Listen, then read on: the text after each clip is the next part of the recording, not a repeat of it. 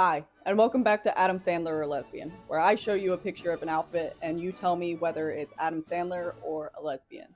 I took your suggestions and I made it a little bit harder this time, so let's begin. Adam Sandler or lesbian? It's Adam Sandler. Is it Adam Sandler or is it just a lesbian? It's a lesbian. Adam Sandler or lesbian? It's a lesbian! Adam Sandler or a lesbian? It's Adam Sandler. Adam Sandler or a lesbian? Take a wild guess. It's Adam Sandler! Adam Sandler or is it a lesbian? It looks like a lesbian.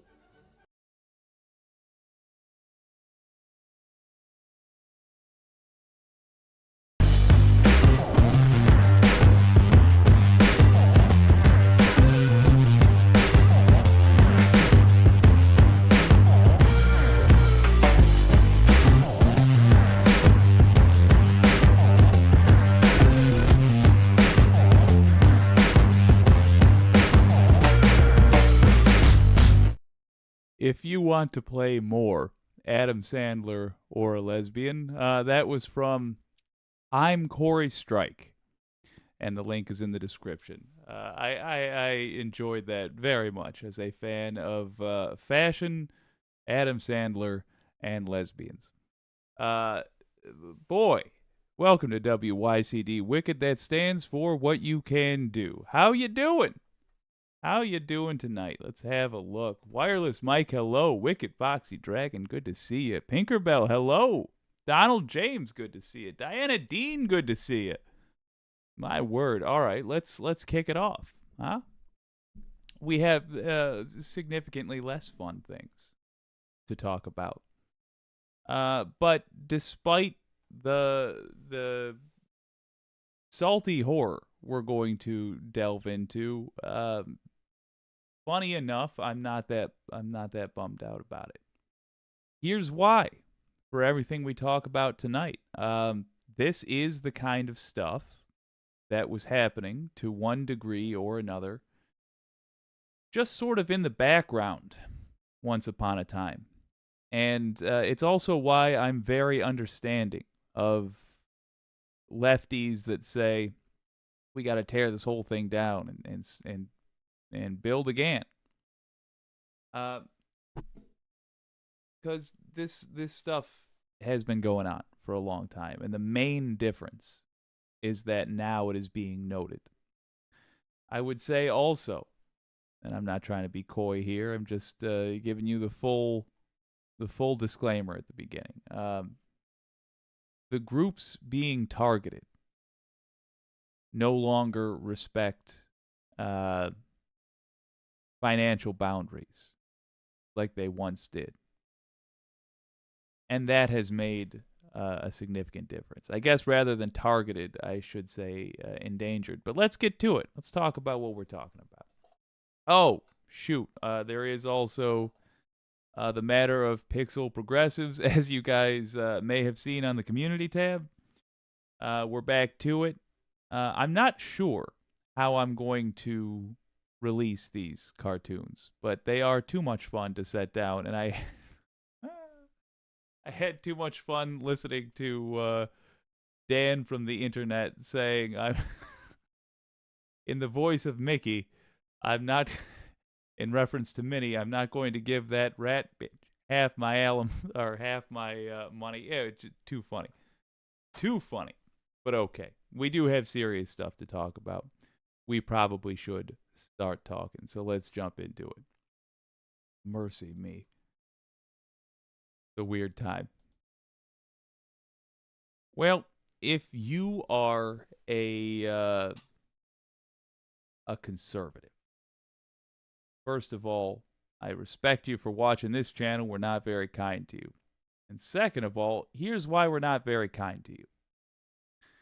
A bunch of conservatives just listened to Ron DeSantis say that he would, as president, endorse extrajudicial killings at the border.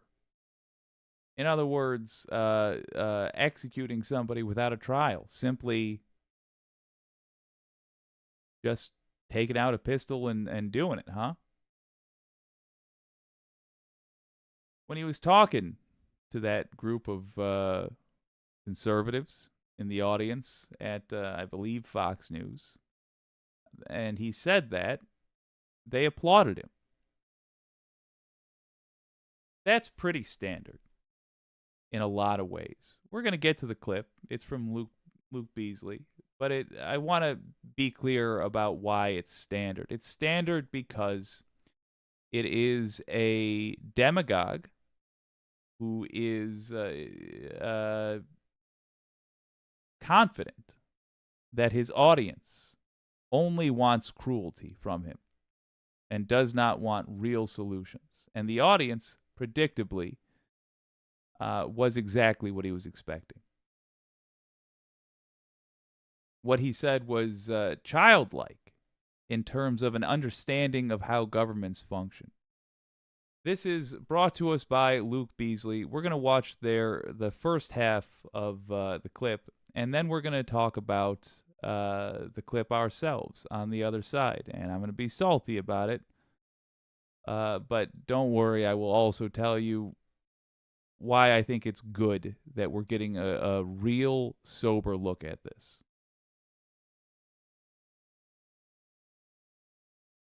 Ron DeSanctimonious he's had many, I would say, inhuman moments. I think it's fair to say on screen, usually around other people. This is a different kind of inhuman. He's usually had these awkward moments where it indicates that he's never engaged with another human socially before, and then he has moments that almost come off sociopathic. And so I want to play this clip from an interview that Ron DeSantis had on Sean Hannity's show.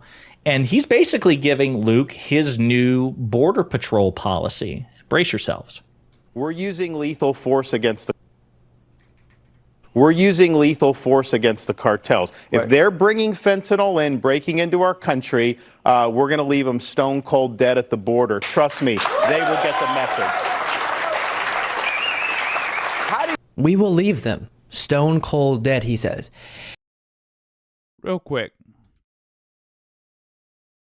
Stone cold dead at the border. Trust me, they will get the message.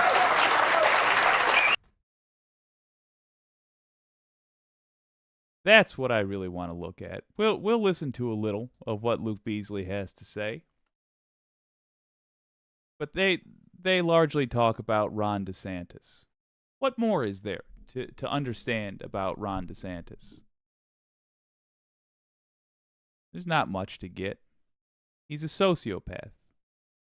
He stood by in Guantanamo Bay while people were being tortured. It was his job to look out for their rights. What did he do? He suggested ways that the torturers could torture instead.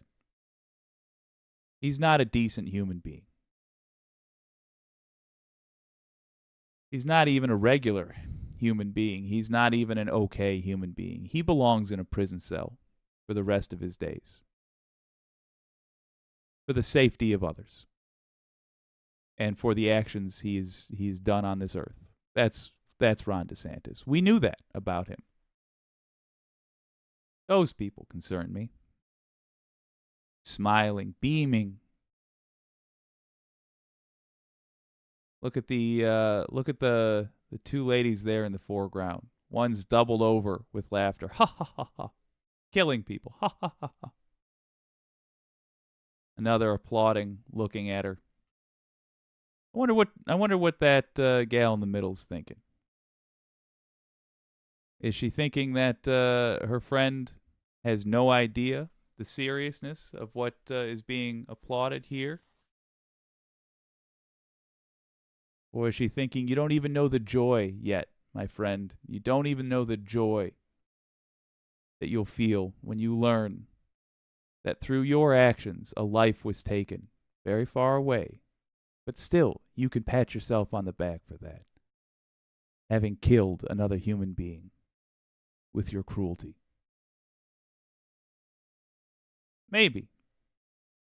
But all of those soft, pampered little nothings sitting in that crowd do clearly understand one thing: the savagery they are calling for won't affect them personally. They won't have to do it. They won't have to see it. They'll only hear about it in a sanitized version, if they ever hear about it at all. They might not actually believe that he has the ability to do this. They might just be celebrating the idea of killing other human beings. Those are who we have to address. If you have a subhuman in your life who currently behaves that way, raise them up to the level of human being. Insist that fools like that actually behave like decent folks. Don't allow them to get away with saying things like that without addressing the genuine reality of what they are talking about. The ending of a life. We'll talk about that more in a moment. But the seriousness of this that played on Fox is right there. Ron DeSantis is on that stage. Sean Hannity is on that stage because that kind of evil exists. Casual evil, lazy evil, disconnected evil. The kind of evil that can only really exist in ignorance. Because when you know the truth of the reality, when you know what the resistance of a trigger feels like on your finger until it's not there,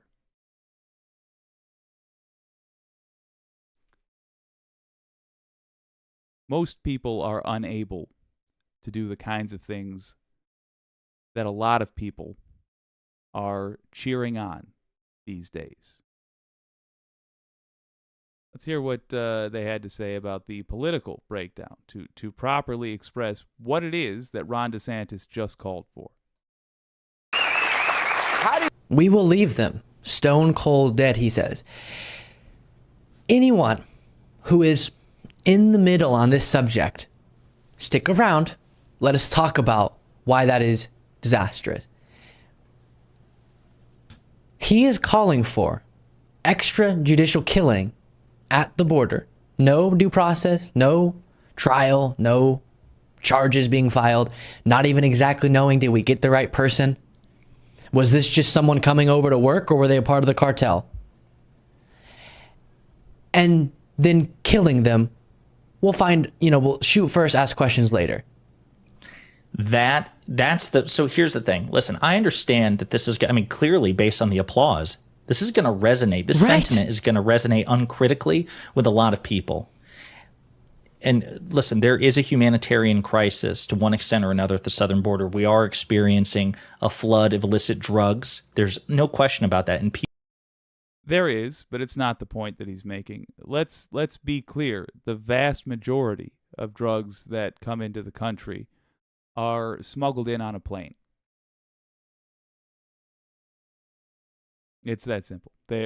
Somebody is entering the country legally, and they take with them an illegal substance. That is the normal way in which it is done. Why is that the normal way? Because it's possible and it's more reliable. That simple. So anybody starting a prescription for dealing with drugs in the country, which has always been an excuse to harm people with melatonin. Anybody starting with that is lying to you. It's that simple.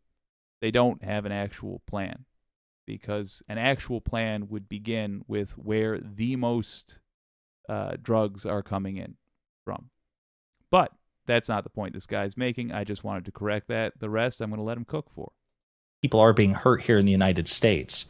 But that's not an excuse for the executive branch or border patrol or any, law enforcement authority to suspend civil rights, to commit extrajudicial murder. And as you say, it presupposes a lie, which is that Border Patrol or whatever law enforcement branch that DeSantis intends to shoot the guns will be unerring in their judgment. And with all due respect to the best of law enforcement, that they don't have unerring judgment. Nobody does. And I don't even know where to begin, because it's such a sociopathic utterance coming from somebody who wants to be the nation's chief executive. And it's also deeply unserious. Like, can you imagine what the legal challenges would be for this? What this would do to relations between the United States and Mexico, which is one of our biggest trade partners? It's just, and then to say nothing of the lives lost. Like, what? Let's talk about that for a second. Being deeply unserious. And by the way, link in the description. They go into more detail in that video on this very subject, but I want to talk about it. What does that mean? It doesn't mean that he won't try to do it. He might not, but that's a separate conversation. It means it's not a serious proposal. It doesn't actually address the problem. Case in point, if drugs coming over, or rather, if drugs coming into the country is a thing that Ron DeSantis is trying to address, it makes no sense to say, well, this situation just keeps getting worse and worse, so we need to go all out on the border. We need to get as harsh as possible on the border.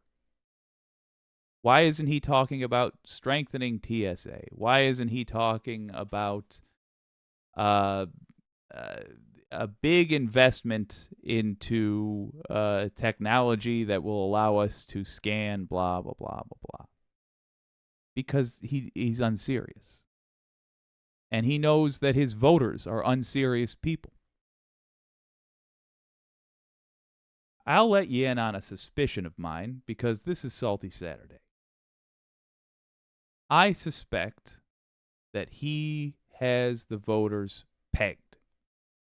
I don't think the voters actually care, even a little bit, about drugs.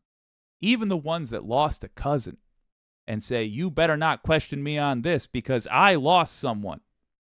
I think that person is so low that they would use the loss of their cousin as an excuse to do something they wanted to do anyway, which is just be cruel to the Browns.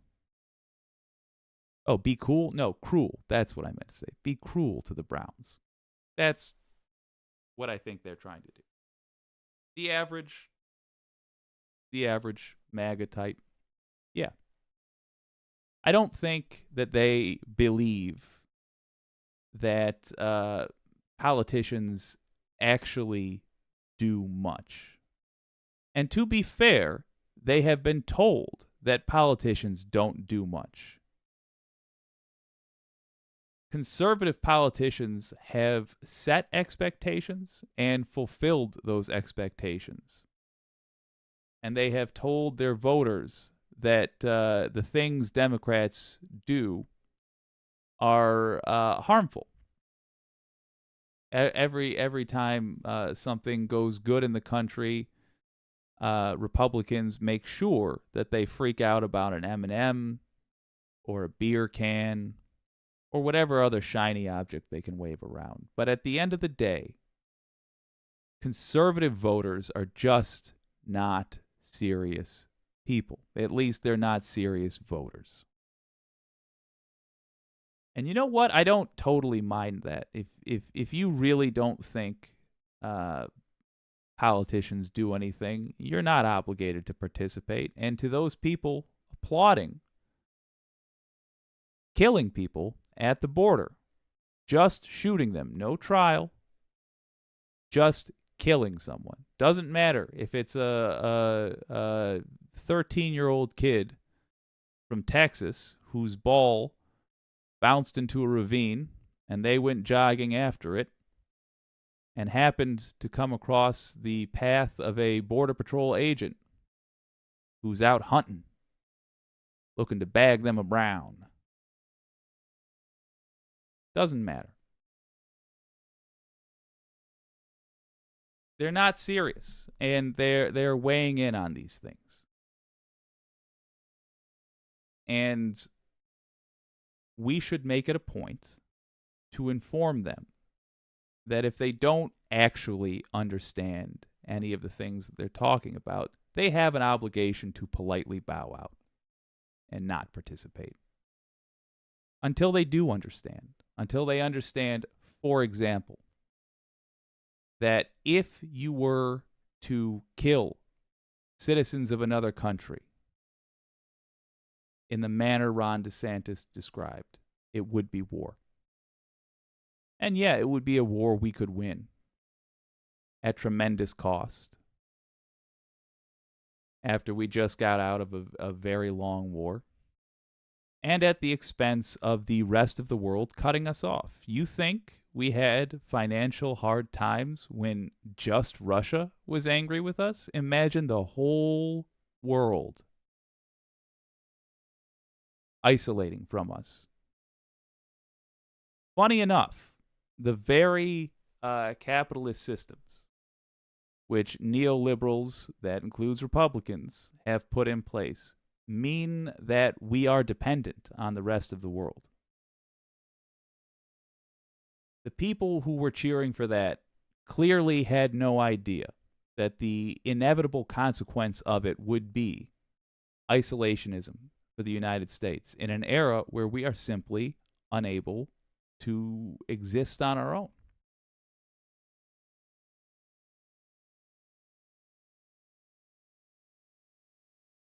But really what they don't grasp is even more basic than that, which is what the loss of a life is.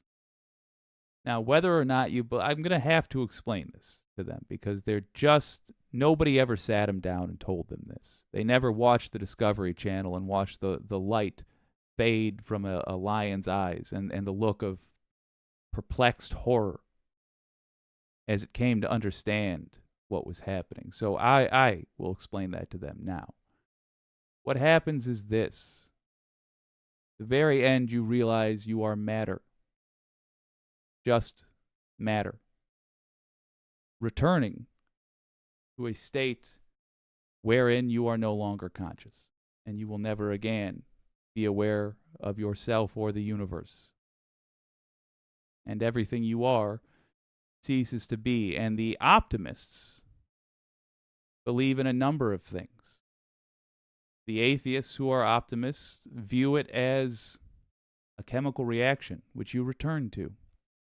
And you do continue on through the effects your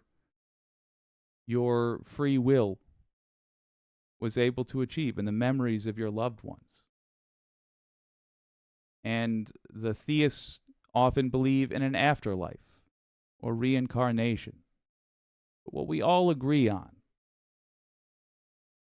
is that your existence as you understand it ends forever, and your family mourns. And that's what Ron DeSantis said he wanted to do to people who were waiting across a river because they wanted to be our neighbors. And if you applaud for that, you ought to be ashamed of yourself. You should do many years of soul searching. And then, after you've done your soul searching, you should apologize for who you were until you found yourself.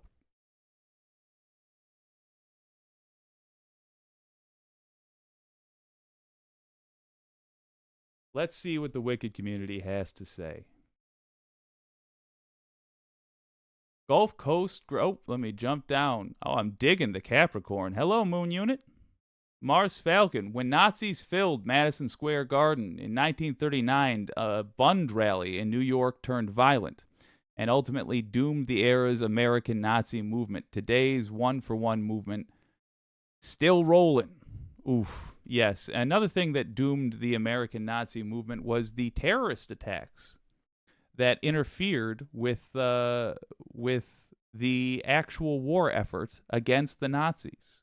We rarely discuss this, but an ammunition depot was blown up by American Nazis.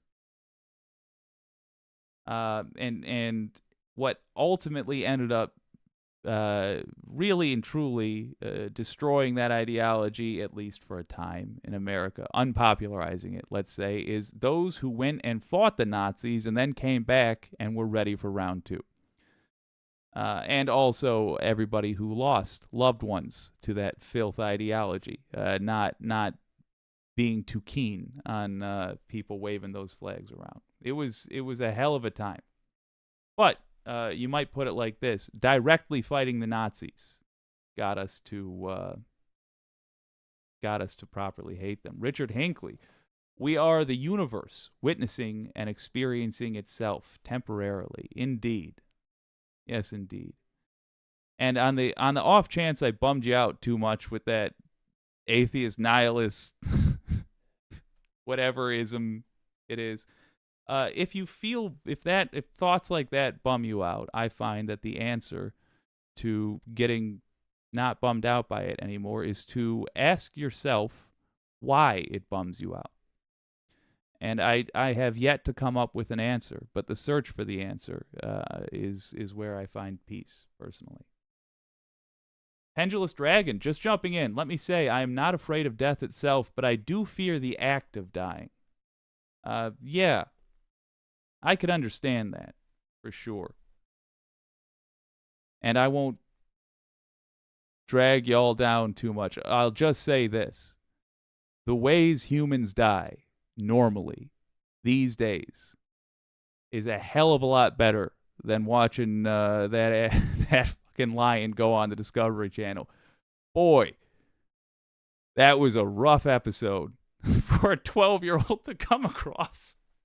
But I'm late 30s, folks, and to this day, I still think back, like, as long as I don't get eaten by other lions, I'm good. Jesus fucking Christ. Mars Falcon, 100%. This dark part of American history needs to be discussed more. I never even heard about it in school, not for many years after I was an adult. Most don't even know about it. Yeah. Donald James X, I'm too pissed to be a total doomer. Yeah, that's the thing. One thing I have learned about Nazis is they have never won. Not a one time. On any scale.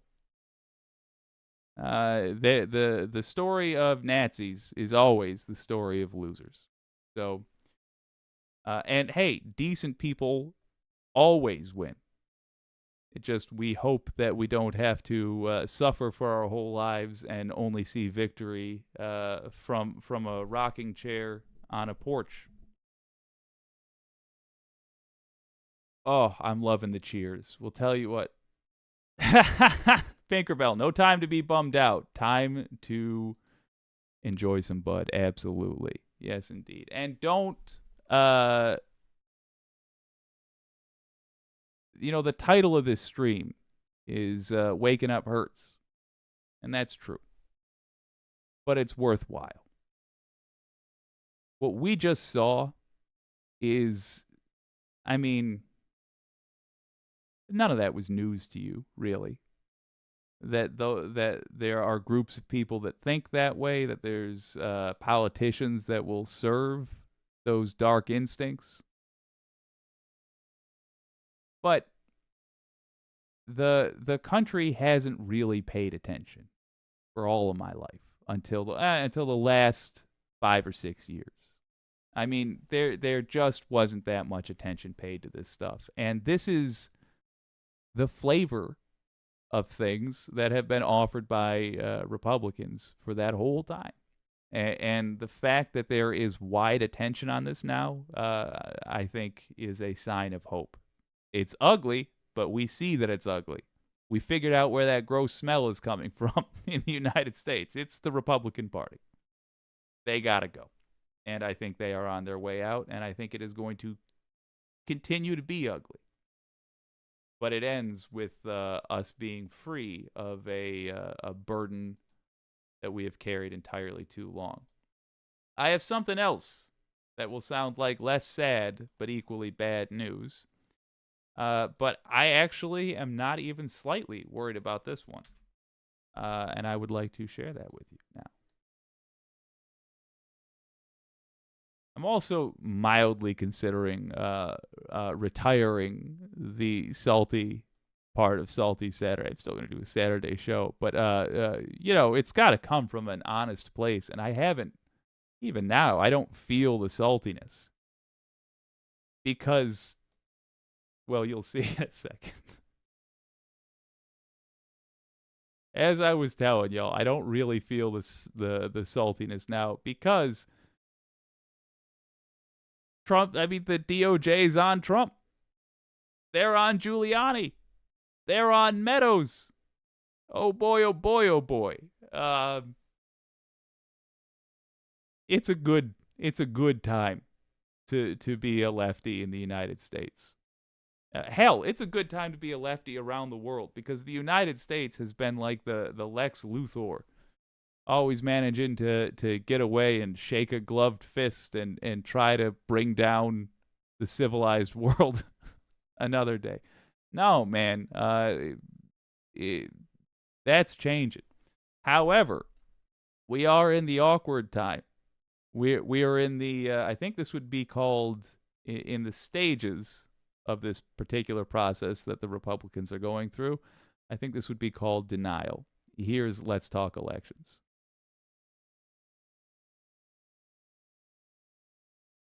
To today's video. Today is Saturday, September 16th, 2023. I apologize that I haven't been uploading in a little bit. I am saying this so I force myself to create more videos for you guys. I've been busy with the first beginning 2 weeks of the academic year, but I promise you that there is a lot I want to discuss. I have about 8 videos planned out for this week, but some that have It says a lot about this fella's age and level of professionalism that when he says it's the beginning of the academic year, I'm not sure if he is a college attendee or professor. But anyway, he's got an interesting breakdown. Trump's way ahead in the polls, folks. pretty interesting take on some elections. So we will be diving into that. Today's take is not a hot take. It is one that pretty much says that Donald Trump will be the 2024 GOP nominee, but today he stands at the highest point ever throughout the entire campaign season, and it looks like that lead might only grow. Now, on your screen right now is the recent polls on Real Clear Politics. They do a good job at compiling all the polls in a timely manner, and we can see here that there's a lot of Trump and Biden all on the same stage. And that's because they are likely to run against each other. We've known this, and we see that there is going to be this rematch dynamic that is making the election a lot closer than we otherwise might have thought. But today's video, again, is about the Republican nomination, not so much about the general election, though, of course, we will dive into it. But with this lead of Donald Trump with being up 44 points nationwide marks the highest ever lead for the president, former president, throughout, again, the entire campaign season, which tells us this thing is practically a done deal. I've been saying it for a while now that Donald Trump's lead has been insurmountable for candidates like Ron DeSantis, Vivek Ramaswamy, Nikki Haley, Mike Pence. They were never going to be that guy. They were never going to be the one that ended up defeating Donald Trump in this head-to-head matchup, but Ron DeSantis certainly got a lot closer than anyone could have ever imagined. Couple of things. Number one, look at Ron DeSantis steadily going down. Look at how that reflects Trump voters. Trump's on the top in the purple there. DeSantis is the green line. Look at the parallels. What does that tell you about who supports who? So DeSantis voters are also Trump voters. One and the same. You just saw DeSantis do his best attempt at appealing to that crowd. We saw what that crowd's made out of. We also see that DeSantis is missing something. The best these voters can do is Donald Trump. Donald, multiple indictments, Trump. Donald about to be in Georgia court with the cameras on Trump, you're telling me they're not going to watch him live in court? Trump couldn't win in 2020. He couldn't win during a pandemic, which normally for a president would have been a time where the United States populace flocks to the leadership and says, "Give him a chance." It's just, we don't have time for instability. He couldn't win before January 6th. How many people that weren't on his side then went over to his side, do you think? How many people that weren't on his side before the E. Jean Carroll sexual assault was demonstrated in court have since gone onto his side? And on and on and on, and it's just starting. Hard to wrap our minds around, but it is just starting. And the far and away most popular candidate they have is Donald Trump. I'm not going to even say that our job next year is going to be easy. It isn't, but you got to understand it's because our goals are loftier than just surviving this time. We have to win to survive. Understand that. At least that's my opinion. We have to win to survive. But our goals are loftier than that, which is what's going to make our job difficult. Our goals are to get strong progressives elected in the primaries, to push existing candidates farther to the left, to get them to campaign on issues that are farther to the left than they were planning on right now. Those are our goals. But understand, that's what we're up against. And I understand that Let's Talk Elections here is saying, oh boy, Donald Trump is popular. But I ask you, who's he popular amongst? People cheering for death. Okay. Well, I'm not surprised that sort of person can look at Donald Trump and cheer as well. But for those of us that understand what it is, which has already been demonstrated to be more than half the country, Donald Trump has no appeal, and his appeal drops every day. But let's keep watching the numbers break down here.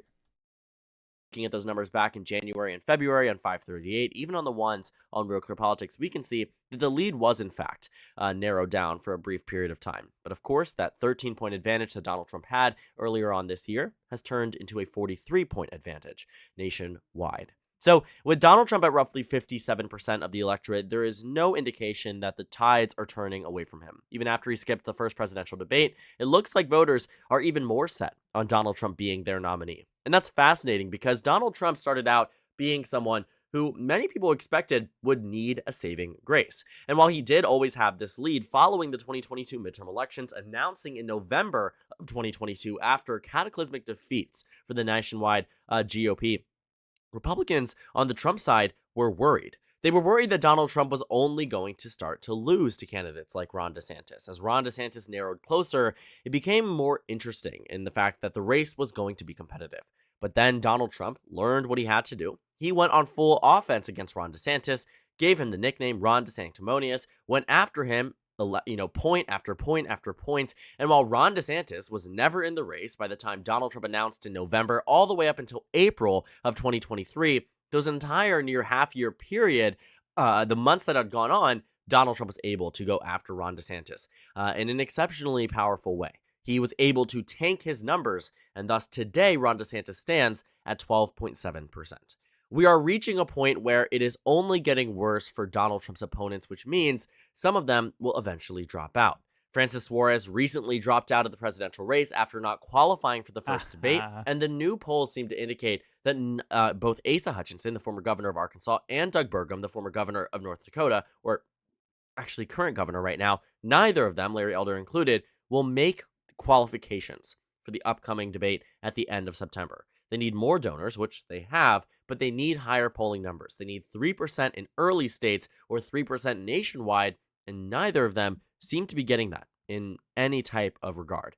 Now, I will say you'd be surprised at what can change in the next 2 weeks, that maybe there will be some bumping up for them. But for the rest of these candidates, we're probably going to see yet again another presidential debate where Donald Trump does not participate, but with the candidates facing off against each other and there being minimal to no movement in national polls.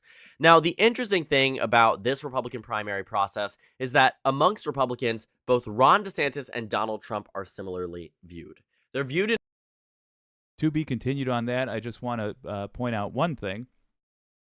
The last Republican debate, Trump was not there, and they all chose to praise him. And I think they pretty much all made the same calculation. I want to be vice president. For some reason, Christie panicked. He choked. And he didn't go after Trump hard enough.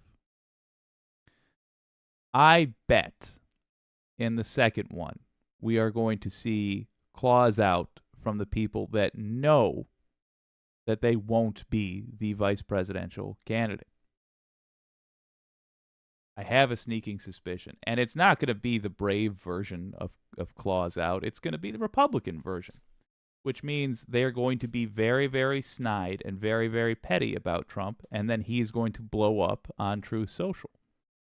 That's my prediction. Will it change the polls?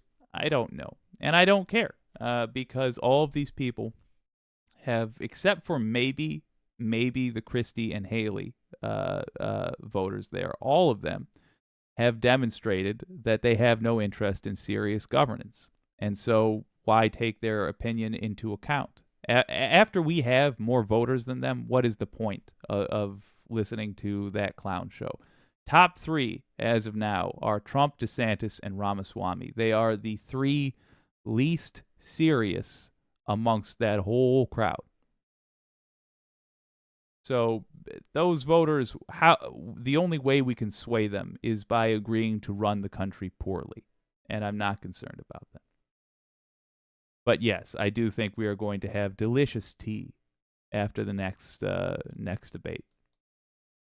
in a way that is positive. An overwhelming, substantial majority of the Republican Party says that they like them as people, but Donald Trump almost always gets the first preference over Ron DeSantis. And that's a problem for the DeSantis campaign because if Donald Trump was taken out of the equation, Ron DeSantis would easily be at similar numbers. Combining their forces, Ron DeSantis and Donald Trump would also be an unstoppable force in this primary process if they were unified amongst one candidate. But of course, Donald Trump has all the leverage here. He is going to be the GOP nominee as it stands today. And if you're looking at a lot of the new statewide polls that have come out, for example, in the state of Michigan, for instance, you find that Donald Trump is up by 47 points. 47 points is so significant. And we know that, right? 47 points is an advantage that no one ever talks about because this is just, quite frankly, an end game here. This is as if the primary is tomorrow, and there is no way that, Ron DeSantis is getting up to this point. And it's also a 47-point advantage means that there isn't much of a story here. Donald Trump is going to be the nominee. That is the narrative that has been played by the media. It's the correct one. And it is one that is going to come to fruition, halting any, major impacts or injunctions by the court system or any type of, unrelated circumstances and unexpected circumstances surrounding the primary. Right now, Donald Trump being up 47 points isn't news. So when you see a poll out from Susquehanna University that says Donald Trump's up by 47 points in Michigan, you believe it because you know it to be true because it's happening all across the country. We take a look also at South Carolina. This is quite an interesting one.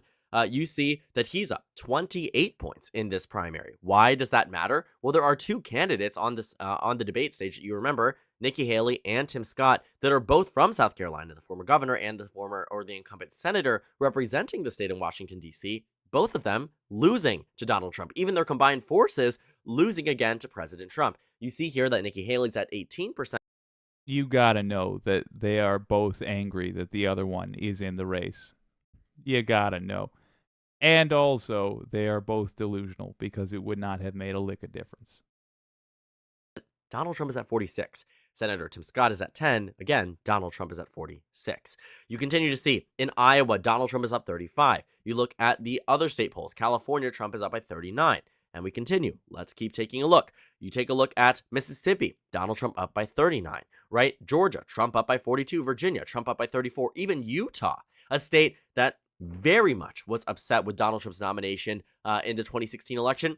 Utah has Donald Trump up 8 points across the state. So all around, this advantage is continuing to grow. It's even permeating into some of the states that are of the most important ones when it comes down to the GOP primary process. Some of the larger delegate states like Michigan, like California, states that will dictate the direction of this GOP primary. And just taking a look at where we are in terms of Trump polling nationwide, I already showed you that he's up 43 points, but we can see that of the states that have polls of Trump and DeSantis, or just Donald Trump being on that ballot amongst many other candidates, he's leading in every single state. There's not a singular one where Donald Trump is losing. That's also very out of the ordinary for what should be a competitive nomination process. I mean, we can even see that back in 2016, Donald Trump today, 8 years ago today, was up by just up by 10.5%. Want to point out also that California was darn near cherry red there. So I'm assuming that they are polling people on the right already. People, right-wingers, in other words. Essentially won with roughly a 19.5% advantage. But when we take a look at this map, let's see here who was winning. Donald Trump in a bunch of states, sure, but still lost a bunch. Lost Ohio, a very populous state. Lost Texas, the second most populous state. Lost Minnesota, lost Wisconsin, lost Iowa. Going back, who was winning with roughly just up by 10.5%. He eventually won with roughly a 19.5% advantage. But when we take a look at this map, let's see here who was winning. Donald Trump in a bunch of states, sure, but still lost a bunch. Lost Ohio, a very populous state. Lost Texas, the second most populous state. Lost Minnesota, lost Wisconsin, lost Iowa, for crying out loud. Lost Colorado, right? Lost Alaska. That's a state that's becoming a very interesting point for Republicans in future elections. So you see that, sure, Donald Trump had a lead in 2016, but it wasn't enough that he was able to win every single state. And that is the problem for Republicans now, that they can't reverse it from where it was in 2016. They are, in fact, losing every single state. Ron DeSantis is, in fact, losing every single state. And Donald Trump, in this point, is leading in a bunch of states that matters. And so when we see these numbers, and we are seeing Pennsylvania at 48, Michigan at 61, Kentucky at 69, Texas at 60, California at 54, the only reasonable conclusion here is that Donald Trump ends up winning this nomination very, very easily. Now, the national forecast gets a bit more grim for the GOP. You can see, not the GOP, for candidates that aren't Donald Trump. He's expected to get roughly 90 to 95% of the national delegate count. Ron DeSantis can't even crack 100, according to Race to the White House, in their projected vote overall. That is a fundamental problem. And again, it used to be closer, right? We remember these numbers had these candidates in a much more competitive position. Today, that simply doesn't stand. And in terms of who people think is going to be the GOP nominee, on the Democratic side, Joe Biden is at 67 cents for a yes share. Donald Trump is at 70 cents. There is more confidence that Donald Trump will be the GOP nominee than Joe Biden, according to the betting markets. So let me throw this out there. Well, I think Joe Biden will be the nominee. There is also a distinct difference in how much each respective nominee is going to turn out voters. I think Joe Biden could turn over the presidency to Kamala Harris, and then Kamala Harris could turn over the presidency to a broom, and it would still get more votes than whoever the Republicans put up. Why? Because of what we've just seen tonight. Republicans have had their machinations exposed. They've made it clear what they're about. The American people seem to have a general sense of who they are, which is, untrustworthy filth. It's just they are criminal scum, and it's crystal clear. But let's let him wrap up here. As the incumbent president. That is what is crazy about this all, too. For the first time in betting market history, Donald Trump has a greater chance at being the nominee than Joe Biden on the Democratic side. That is the most, super, super interesting takeaway from this. And although it might be not super out of the ordinary for those who are in support of the former president or who are in a position that's on the ground in Iowa and New Hampshire and is seeing the energy and enthusiasm around him, but standard political convention tells us that this doesn't make the most sense. But again, our realities are becoming stranger and stranger all the time.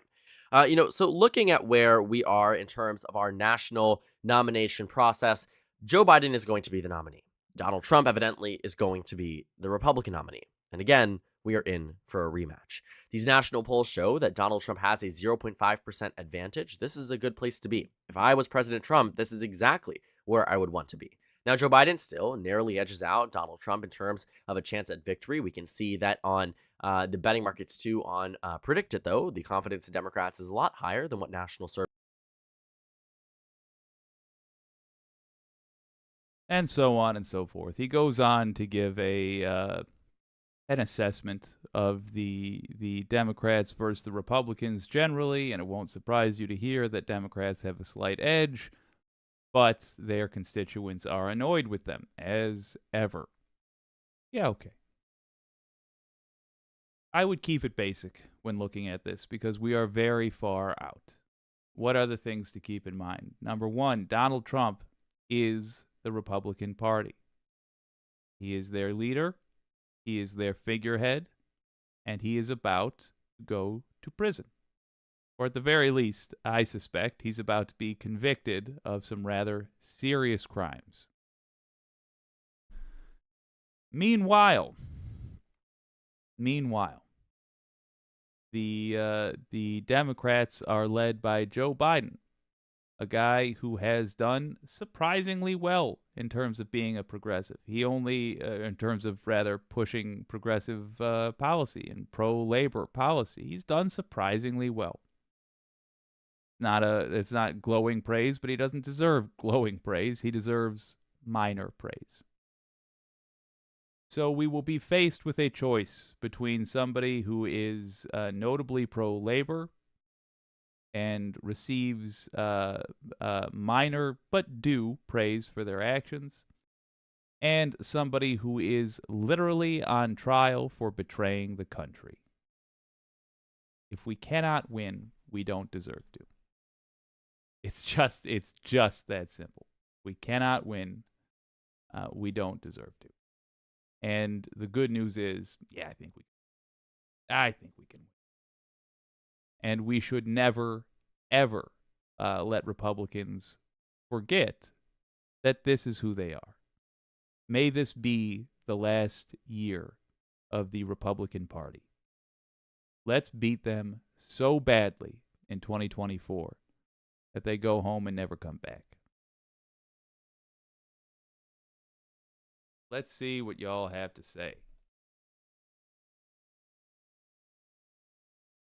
Moon Unit. I hope they will take a look at the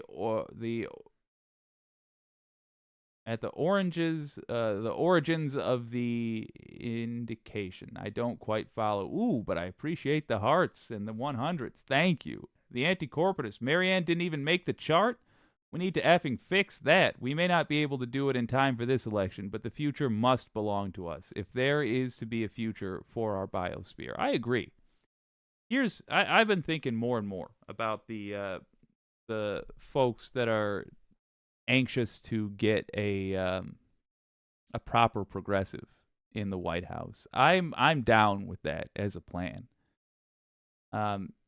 And I think rather than pushing it, I don't think, as you seem to be on the same page, I don't think that it's going to happen this time around. And I think our energy will be wasted trying to make it happen this time around. But I think it's very plausible for 2028. And I think we should start laying plans to make it happen in 2028. Start the work right now. For example, in the seats that we can get, any progressive at all who would then endorse a presidential candidate, we should get a progressive with the expectation that in 4 years they will endorse the correct presidential candidate. And up until that point, push the existing president to do more progressive things. I will have a proper strategy with, numbers and a map in the future. But I think you're on the right track there. I think you summed it up well. We have to get a progressive eventually. Not eventually. Soon, we have to get a progressive leading. Someone who doesn't need very much pushing to do the things that need to get done. But unlike the generations before us, of which we were also a part, unlike the other bites we've had at this apple, I think a two-step strategy is probably going to serve us best, because I think that the Democrats essentially use the White House as a faux target, something for us to chase after, so we ignore all the things that we can do to force Democrats to do what we want. Diana Dean, hello. Mars Falcon. Oh, right. When Trump couldn't say origins. That's right. Thank you for reminding me. Gulf Coast Grit. We better get to work now then. Yes, sir. They are going to push Newsom on us hard in 28. You are correct. And I like Newsom.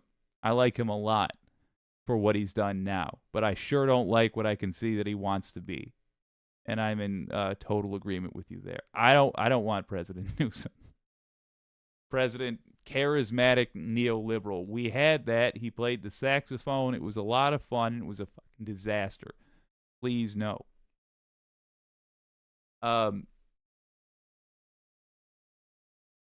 Yeah. I'm going to get to work on that in addition to Pixel Progressives. I think that's the next thing we talk about. What is our plan for truly, right now, getting progressives in power? But I also have, I'm watching the dogs tonight. So I got to go over to my mom and pop's house. Go watch some pups. So, on behalf of myself and Rosie and Archibald and me Benny Lad, who will be joining, good night. Excellent job all week, folks. I had a blast hanging out with you, and I will see you on Monday. This has been WYCD Wicked. That stands for What You Can Do. My name's Jake.